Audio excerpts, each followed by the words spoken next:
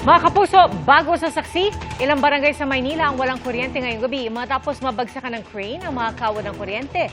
Doble perwisya yan sa mga residente lalo't sumabay pa ang rotational water interruption. Saksi, si Katrina Son. Alas 10 ng umaga kanina nang magulat ang mga residente ng Barangay 664, Zone 71, District 5 sa Maynila dahil sa narinig nilang malakas na dagundong.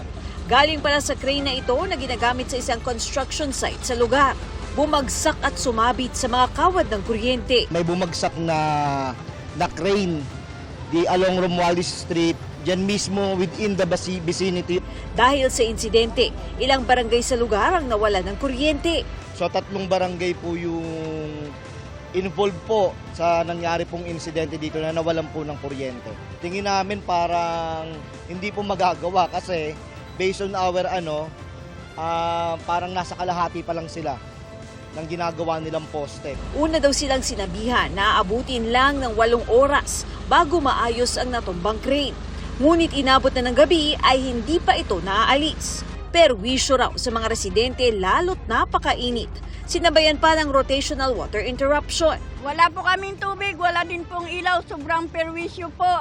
Naantok na yung aking apo. Dami pang lamok. Ang inaalala lang po namin yung mga bata. Kahit di na kami, mga bata lang.